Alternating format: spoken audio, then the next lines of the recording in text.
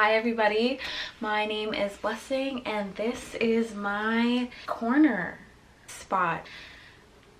What are we gonna call it? It's like a video journal or diary entry. So I decided to start this as a way to have like a creative outlet and just to like get some thoughts out. Today I'm actually gonna focus and talk about being Black while being in theater school. This is just personally my experience with everything. I think I'm always gonna end these moments with talking about books that I'm reading or want to read or have read or so on and so forth. So let's get started.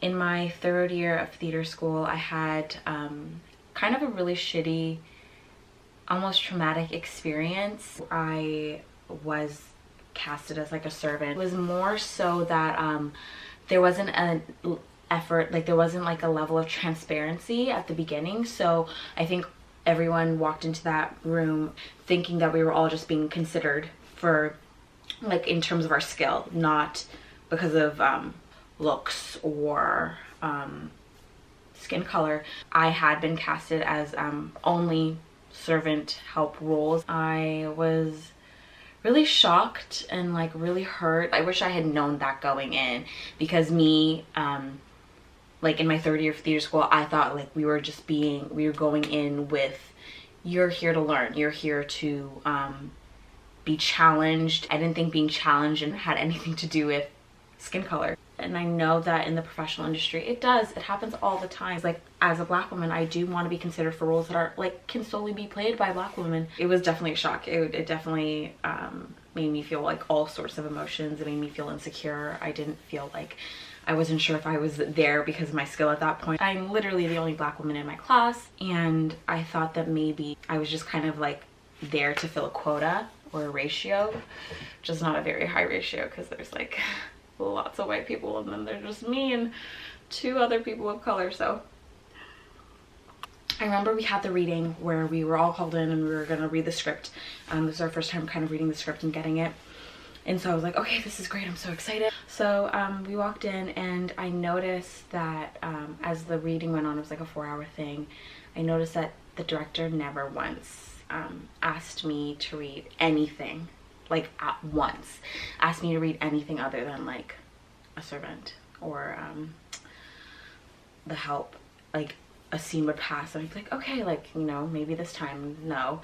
By that point in the night, I was just like, oh, okay, this is how it's gonna be. It's like that. Everyone is so happy. Like, everyone's so excited. They're like, oh my God, like, I'm so excited to do this show. Like, this is gonna be great. And I'm sitting there just like, you are. Like, we left, we were going home, and my friends, Natalie and Cassie, were walking with me, and they were like, oh, like, how did you find that? I guess we were just kind of catching up. I can't remember exactly what happened, but they're like, how did you find that? And I just looked at them, I was like, guys, like, I only read for servants. Like, I only read for the help. And I just started crying, and I just like sat down with them and I was just crying. I was so upset. Moment where you remember the color of your skin, like you remember that it's always there. And I think I had duped myself into thinking that I was just like everyone else, that I like was on the same playing field, and that moment made me realize that I was not. Yeah, and I just remember it was such a visceral moment of like, oh, just like that, like, yeah. Now I'm like, I'm okay. I feel like I needed to have that moment because it kind of woke up so many other parts of like me.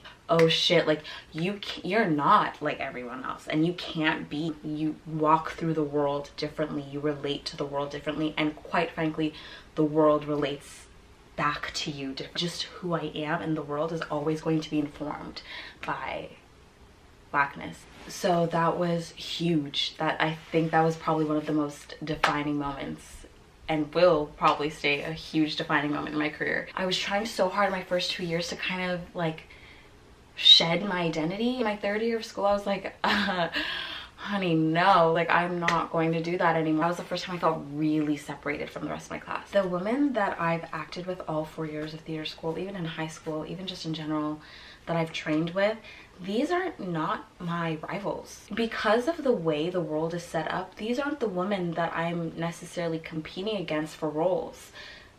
The women that I'm competing against for roles, I don't even know who they are, because there's so few of us in these programs. There's so few Black women and Black men in these acting programs. I'm not gonna try to be something I'm not, to compete with the woman I will never have to sit next to in an audition room. I think that was such a load off to just be like, oh, there I can count on my hand the amount of Black women in the acting program in all 4 years.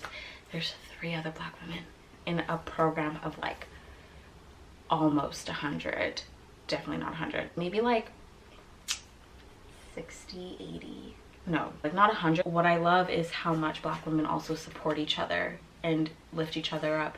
It's already such a like tough thing to do alone. Like, why not be kinder? Like, your network is your net worth. I think these are lessons that, like, if I had not gone through that like really awful like realization, I don't think I would have had all these amazing soul lifting realizations. Oh, my mom started talking on the phone. You might hear her in the background. Mommy, I'm making a video. Thank you. Back. I've had some like weird experiences in theater school. I've had some great ones. It's really allowed me to grow. I'm in my 4th year now. I'm leaving. I'm almost done. I'm almost out. I'm so excited. But I think overall it's been a positive experience. Even the negative experiences have helped me grow. As an artist now, when I create, I really like to write stories. I try to be really specific, because I found that when I was writing or daydreaming, I would never imagine myself as the center of the story. Or whenever I did imagine myself, I was white, which is weird, but I'm sure a lot of Black girls can relate to this, and a lot of Black men can relate to this too. So when you actually start creating and writing for yourself, it's like, oh, I have to like address that, take those ideas head on, reconfigure and recalibrate my viewpoint and like how I see myself. I'm not writing stories where like I am not the center. Good stories are human stories, but I feel like the humanity that's been captured for so long as the default is the white default. So right now I'm really trying to focus on capturing like a snapshot of like Black life and just how we move in the world. And it's not always racially charged. All of the context, all of the history is always under there, and it's always bubbling underneath. And so the stories I write, I hope kind of shed light to that. Yeah, I'm writing a play right now. I'm a little bit nervous. I just started asking people to read and give me their thoughts. I was getting really insecure and really stressed out, because I was like, oh my god, this is not good. I don't know what I'm doing. And I've had so many rewrites. But I think I finally got to the point where I'm like, okay, it is good, but how do you make it better? And now I just want to hear people's thoughts, take it or leave it, and just see how people take it, see what comes up for them, and just staying open to that and not shooting anything down and not being afraid to take those opinions in. Yeah.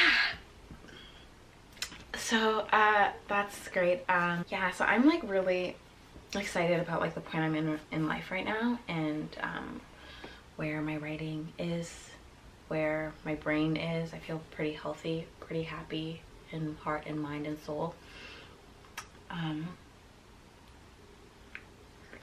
Now I'm gonna talk about some books. These are them. They are some of my favorites. So I'll start with the oldest that I read. Big Magic by Elizabeth Gilbert is probably one of my favorite books ever. It's hard. I love books. It's so hard. It was a lifesaver for me at a point. It was just after my first semester, first year, where I just didn't know if I wanted to be an actor. I didn't know if I wanted to stay in the program, and I was so insecure. I had moved away from home. It really made me choose acting. I was not quite ready for the rigor and the discipline.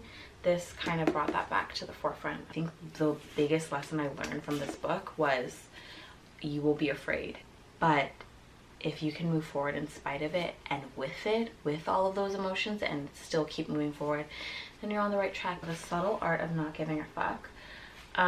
I love this book. I was going through a really, oh my god, I think this was my second year of school. I was going through like a really shitty experience with a guy.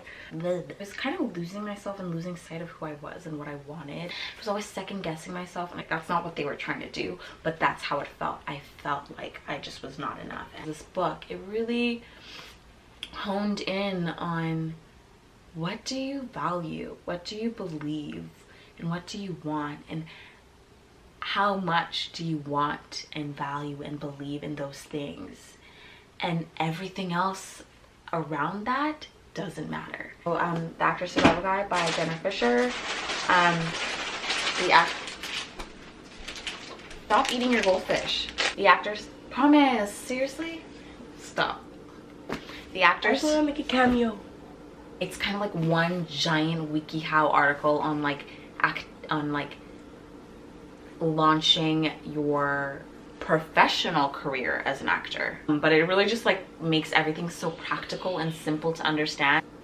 What did you put this? These socks. Mom bought them for me. Where am I? She didn't buy you any. Why? We're going to need more wine by Gabrielle Union.